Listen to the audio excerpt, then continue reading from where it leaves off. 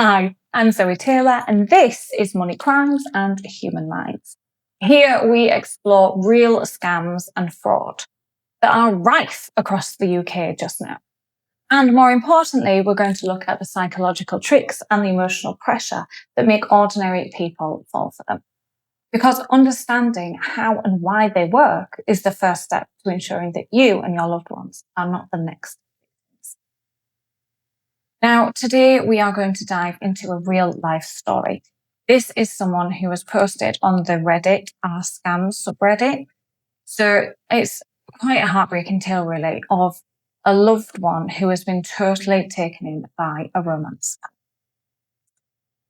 What they actually said was, I have a loved one over the age of 60 that is currently caught in an online romance scam.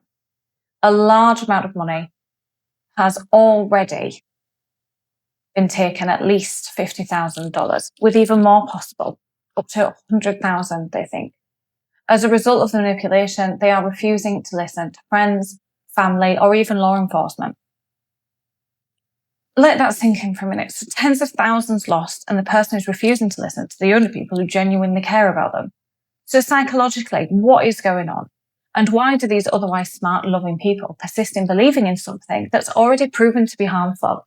Even in this case, where they're being told that they're being scammed by people around them who actually care. Well, looking at this through two different lenses here, the truth default theory and the sunk cost fallacy. Now, the truth default theory was developed by Professor Timothy Levine.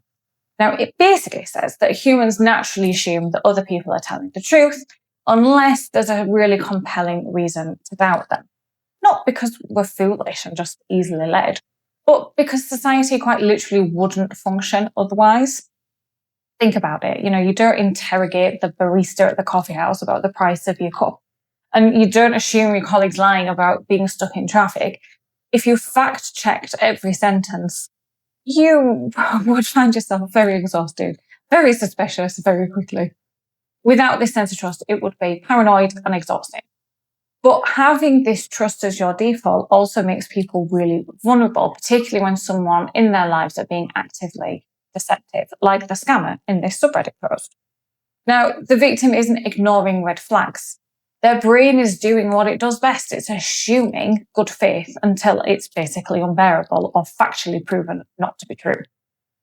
Now, when you add on a second force, so once someone's invested some emotional energy and perhaps money, time, effort into that relationship, a second bias kicks in.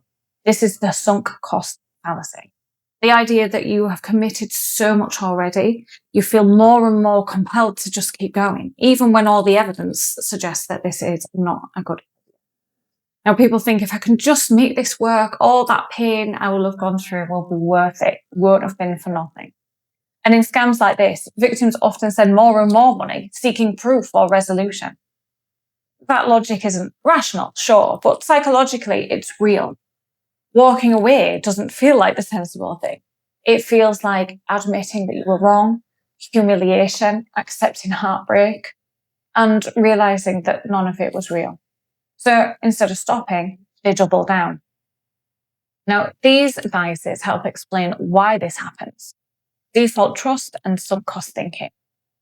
But how can we use this as insight into our own relationships, our own decision making, without swinging from blind trust to absolute skepticism? Here are some practical and balanced ways to protect loved ones without being confrontational, because this just makes them dig their heels in and go further down that route. So the main thing here is to get curious, ask questions, ask how things work, and let those inconsistencies naturally surface. Then look to shift from opinion over to evidence. Opinion's quite easy to argue with, but timelines, photos, video calls, real world verification of who these scammers are, evidence feels less judgmental, less personal. And you can also look to protect that relationship you have with them first. The worst thing you can do is isolate them so that they feel ashamed, so that they hide. Hiding is, the dark is where these scams thrive. So normalize the fact that people do get scammed every day. It's not because they're stupid. It's just because they trust them. like humans innately want to do. So in this case, someone who is deep in a scam, understanding why we default to trust and psychologically why we invest ourselves more and more, gives us them insights and gives us then practical tips in order to try and bring somebody out of that. It's not about being cynical or closing someone off or being cross and frustrated with them. It's about human psychology, how things like that trust default theory and that sunk cost fallacy shapes the way that we relate with people, the way we trust each other, the way we protect each other, the way we communicate. Thanks for watching. If you have your own fraud story that you want to warn others or want to hear more fraud and behavioural breakdowns, please drop a comment and subscribe.